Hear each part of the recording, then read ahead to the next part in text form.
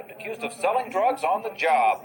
The workers were arraigned today, the arrest coming after a 4-month investigation by federal inspectors. They're still looking for one suspect. Officials say it was a small-scale drug ring, and they do not believe it is a widespread problem. In Switchblades, the evolution is as shattering as modern warfare would be to the veteran of the Civil War.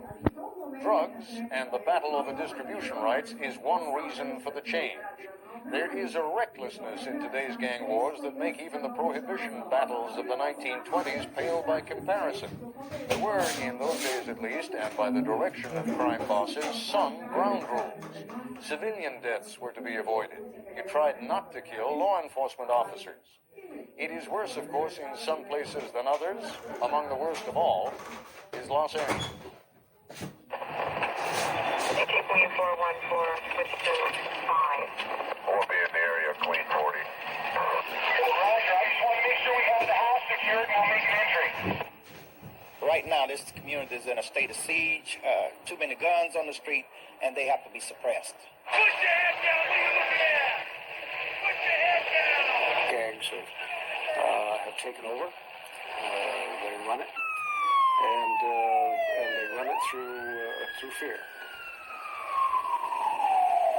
There are 70,000 gang members in Los Angeles County. Out of that, perhaps about 10,000 are hardcore. Hardcore means that they'll kill you as soon as look at you.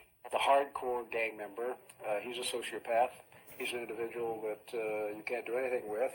He has no conscience, nothing except to make money out of through the sale of narcotics. They're out there dealing dope, so they're fighting over that. They're fighting over territory. They're fighting over virtually anything. Whose graffiti goes on this wall? Whose neighborhood is that? Long-time wars that have been going on over things that people can't even remember anymore. Most of them that are doing these things are kids that do not feel that they are worth anything. If you didn't play basketball or football, there's nothing to do but go home and shoot dice and get high or get drunk. But now with cocaine, you have something, a way to make money.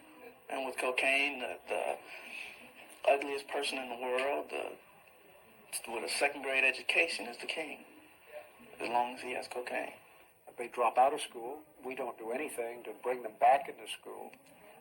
They go on the streets. They see others making a great deal of money, either in drugs or prostitution or a whole variety of criminal activities, and they say, that's the way to go for me.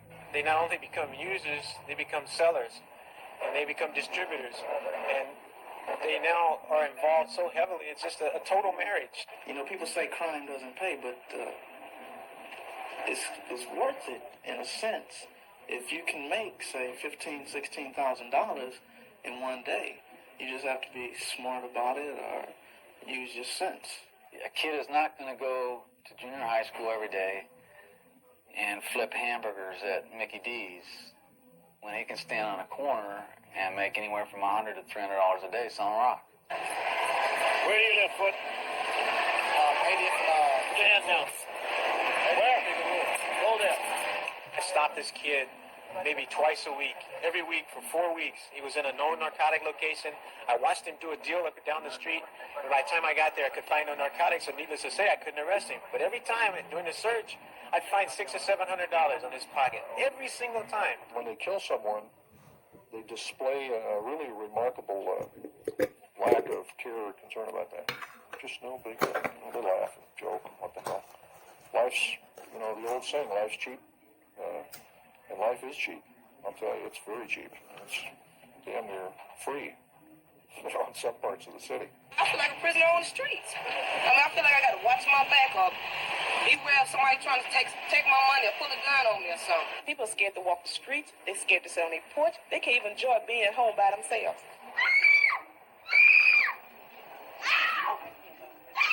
All those people that were killed last year, 387, half of them were innocent bystanders. It's not just gangs shooting each other up, but they're shooting each other up and they're killing an awful lot of innocent bystanders. In my opinion, you and I can be standing out talking, just talking, and a car is subject to drive by and blow us away. And out of all the hundreds of people that was there, he was the only one that got shot. And not shot and hurt, but shot and killed. This isn't West Side Story. This isn't a bunch of kids going around with zip guns. It's a bunch of sociopathic killers who have Uzi machine guns and MAC-10 machine guns. They don't have the Saturday night specials anymore. And I mean, they've got the Rolls Royce of the weapons now, some fully automatic jobs, so forth and so on. In many cases, in many of these gangs, their involvement in narcotics and the sophisticated way in which they're distributing dope, my view is that we're looking at budding organized crime. No question about it. They are as effective as any organized gang or mafia, as you want to call it. I would say they're probably more effective. We have a war. We are going to be successful. Whatever it takes, we will do it. The police chief has put 1,000 additional police officers on the street. I'm sure it's made a dent, but even with the police chief riding around in the car, they were still shooting and killing each other out there. If we can break the narcotic gang connection, if we can really break up the organized aspects of the gangs, disassemble them, make it a one-on-one situation where they're not very organized, I think we can do a great deal in reducing the violence. There's an incredible lack of real appreciation for the level of violence that these people are capable of. We've got a lot of anger out there, and we can point the finger, but we've got kids that have grown up accustomed to this type of life, and now it's just coming to a head. They can catch you, but they can't stop you. It only slows you down. Just slows you down. When we come back, we'll talk with the man responsible for the tough crackdown on Los Angeles gangs, Los Angeles Police Chief Daryl Gates, and with Benny Swans, a specialist in working with gang members to make their lives more productive, and a former gang member himself. This is ABC News Nightline, brought to you by Sominex. What battle plans do the candidates have to fight them? Hear from them all and decide for yourself. Monday on ABC's World News Tonight with Peter Jennings. Daryl Gates has been chief of police for the city of Los Angeles for the past 10 years and is the person responsible for the sweeps that have led to the arrests of hundreds of suspected gang members in recent months. He joins us now in our Los Angeles bureau. Benny Swans, who's with us from our Philadelphia bureau, is himself a former member of Philadelphia's Cedar Avenue gang. He is head of the city's Crisis Intervention Network, which works with gang members and their families in a program aimed at reducing gang violence. Over the past week or so, Chief Gates, when the campaign has really been intensified, how many arrests have you made? We've made, in the last month, we've made about 3,000 arrests. Just on the last weekend, we made 1,400. And of those, let's take the last weekend, of that 1,400, how many were back on the street on Monday? Well, most of them go back on the street, although several were arrested for felonies. They probably are still in jail, but we do have a bail system in the United States, and they are certainly free to take advantage of that, and they do. Let me just point out, and you're fully aware of the criticism, ACLU, NAACP, making the point that in just kind of sweeping people up in these neighborhoods without any particular cause with individuals and sweeping them up almost as a group, you are in fact violating their civil rights simply by arresting them that way rather than doing it one by one on the basis of particular suspicion of a crime having been committed. Well, first of all, that's total nonsense. We must have the elements of a crime, the elements to make the arrest, reasonable cause to make that arrest, and we do have that before we make the arrest. The ACLU, the NAACP, in this instance, are not productive or not positive in their approach to what we are attempting to do. You can't, the civil rights of many, many citizens in the city of Los Angeles are being violated every single day by these gangs, and the ACLU doesn't pay any attention to that. Benny Swans, we heard one of those gang members a moment ago in the tape piece say, it's not going to stop it, this kind of a roundup. It'll slow it down for a while, but it's not going to stop it. Do you agree with that? I think the kid's probably right. You can put more police in the neighborhood, you can make more arrests. It's never been proven that police alone is going to solve the gang problem. I met with Chief Gates in 1981 in Los Angeles to work on a community service gang project. Clearly, if we're going to impact on gangs, it's going to take a collective effort, schools, recreation centers, police, and neighborhoods. I'm afraid that the sweeps may bring immediate gratification to the public, suggesting that there's progress, but long-term poor relationships between the neighborhoods and the police department. Clearly, someone's going to be overzealous, and an innocent victim is going to get killed. I think we need to reassess what we're doing. We've been successful in Philadelphia. I think we can be successful in other parts of the country through a collective working mechanism. Now, when you talk about things like, networking programs, using the schools, using the families, that almost sounds, and forgive me for saying it, but it almost sounds whimsical when one looks at the kinds of pictures that we've just been seeing out there in Los Angeles, where you have young men who are armed with Uzis, with AK-47s, with M16s. Are you really going to be able to handle that? Is it still at a point where you can handle that through family intervention? Ted, it would be a terrible error in judgment for us to conclude that every gang member in Los Angeles carries an AK-47 or an Uzi. That simply is not the case. There are two elements of gangs that you're dealing with. Clearly, the Jamaican drug gangs is quite different from the territorial gangs. They both have the potential to be violent. One, you have an opportunity to interact with and impact on in terms of the territorial groups, and in terms of the Jamaican groups such as that other, you need law enforcement. We look at the drug problem in three arenas. One talks about a legislative issue in terms of stopping importation of drugs, and clearly it does not appear as though the United States has their hands completely clear in that regard. Government is, in fact, assisting in trafficking drugs in this country. Secondly... Whoa. Let me stop you there. What do you mean the government's assisting in trafficking drugs into this country? Somebody's turning their back for cocaine to have come in this country and been reduced in price so significantly. At one point, cocaine was clearly out of the reach for the black and Hispanic communities. Now, all of a sudden, it's being inundated with cocaine. Who's putting this cocaine in here? Black folks don't manufacture cocaine, don't traffic cocaine. Somebody's bringing it in for them to sell. And it cannot be done without government being involved. I believe that CNN News also covered that, and people indicated that government, in fact, turned its back. So these cocaines could be brought in this country and be distributed in local neighborhoods. Something's wrong. We've got to deal with that. All right, Chief Gates, why don't you address that point for a moment, then we'll get back to the broader issue. Well, I won't say everything he said was nonsense, but a great deal of it was nonsense. The city of Los Angeles alone, Los Angeles Police Department seized over 7 tons of cocaine. Most of that came in from Colombia through Mexico. It's pouring in. All you have to do is go to Colombia, as the Attorney General has. Well, I mean, the two of you look at the field. Two of you making the same point about the quantity that's pouring in. There's no question about it, but I'm saying the government is suggesting that that's in part because some members of the government are turning their back. That's nonsense. The people who are attempting to enforce are doing it with great zealousness.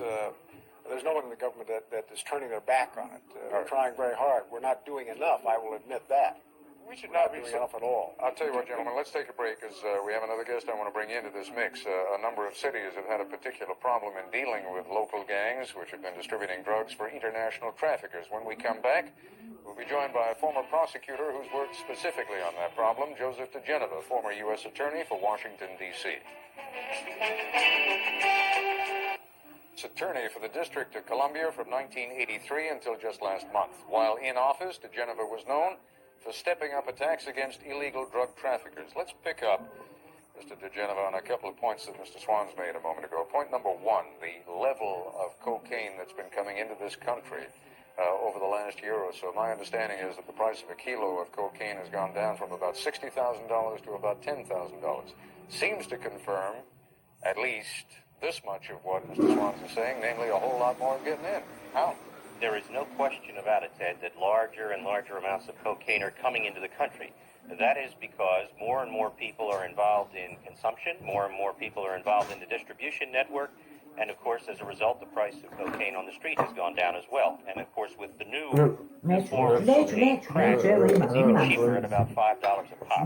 But I mean, the point he's making is, because I could add, more and more money is being spent on trying to keep it out, more and more personnel is being devoted to trying to keep it out. One would think then that the amount of cocaine coming in would decrease, but it's increasing. It does lend some credence to what Mr. Swans is saying. Well, no, not necessarily. Mr. Swans is implying that people in law enforcement and elsewhere in government, including members of Congress, are turning their back on the problem. That is not the case. What is in fact the case is that enforcement is up. We're spending 3 times the amount of money that was spent at the beginning of the Reagan administration on enforcement right now.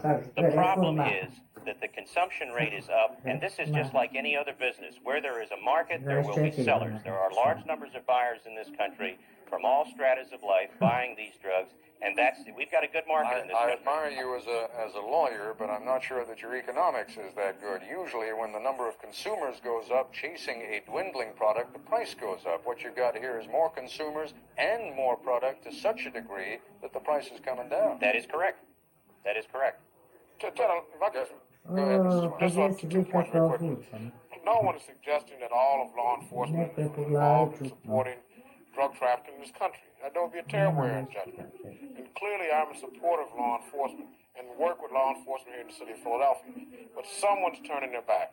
Whether that's the CIA regarding to get additional weapons to the Contras, somebody's turning their back and consequently there's more drugs in the street. And I'll tell you who's turning their back, Mr. Swans. It's the American people, because the American people are the problem. They are a massive consumption machine, and they are the source of this problem. Gentlemen, let me bring it back to gangs for a moment, because Mr. Swans made another point that I find interesting. He is saying that it is just gangs like the Jamaicans, for example, who are really focusing on the drug trafficking. I'd like to get your point of view, and that the other gangs are really just battling over turf. To what degree are these huge gangs in places like Los Angeles foot soldiers for the drug cartel? Well, there just isn't any question about it. What's driving those gangs in Los Angeles, in Washington, D.C., in Chicago, Kansas City, Cleveland, New York, is the distribution of drugs at the street level. They don't import those drugs. They are distribution people who are functioning as the final distributioners at the end of the distribution chain, from whether it's Colombia,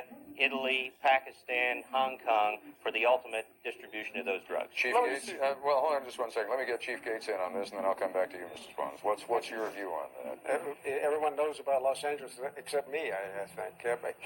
We don't have any Jamaicans in Los Angeles dealing. We have black gangs in Los Angeles. Black gangs are organized, and they are distributing coke in the city, rock cocaine. It is cheap because they've been able to bring good quality cocaine in and then put it into a form that makes it cheaper. There's no question that more cocaine is coming into the United States than ever before. And that's not because law enforcement is turning their back. It's because we are not doing enough. What I'm asking, though, Chief Gates, is to what degree are these people, whether they are at the end or in the middle of the distribution chain, to what degree are they, in one sense or another, foot soldiers for the international drug cartels? Well, they are the distribution network, and they're growing in size, and they are about middle level now. They're providing... they have people at the middle level right now and doing a big job, a big business. We think that there are gangs in Los Angeles that are making about $1 billion a week. Now, Mr. Swan, go ahead and make your point, then we'll take another break. Gangs, every ethnic group in this country has in fact used gangs as an entry. Number one. Secondly, the problem and the concern that I have is that when we're targeting black gangs as being multi-million-dollar involved in drugs, we're making a terrible error in judgment. There are some gangs that are involved, but they're limited. It's the exception rather than the rule. If, in fact, we operate with sweeps, coming into a neighborhood, locking up a large number of people, it provides a short-term gratification to the public, and something is being done long-term is going to cause difficulty for the police to work in those neighborhoods. All right. I'm a supporter of the law enforcement community, but you're making a terrible error in judgment. Gentlemen, we got to take another break, and I don't know who that was. Chief Gates trying to get back? Yeah, I'm trying. All right, I'll come right back to you when we return. We'll continue our discussion in a moment. And Imam Serhaj Wahaj, leader of the Muslim Mosque. Imam Wahaj, supposing that somebody pulls a gun on you, supposing that one of those drug dealers that you see dealing in drugs pulls a gun, a member of the Jamaica gang, will it be very long before you'll have to carry a gun too? Let me first make a correction and respectfully tell you, the audience, that we object to be called black Muslims. We're Muslims. One who submit our will to the will of Allah. That's the first point. What do you want to be called? Muslims. We're Muslims. That's what okay. we're called. We're Muslims, all right. Not black Muslims or white Muslims. All right. That's the first point. The second point, the drug dealers are pulling guns on people daily. Their lives, and we don't carry weapons. If someone pulled a gun on me, I would have to try to defend myself the best way I can. We're not going to resort to carrying weapons. We believe that this society should be protected, and those law enforcement agents have to do the job that they have to do.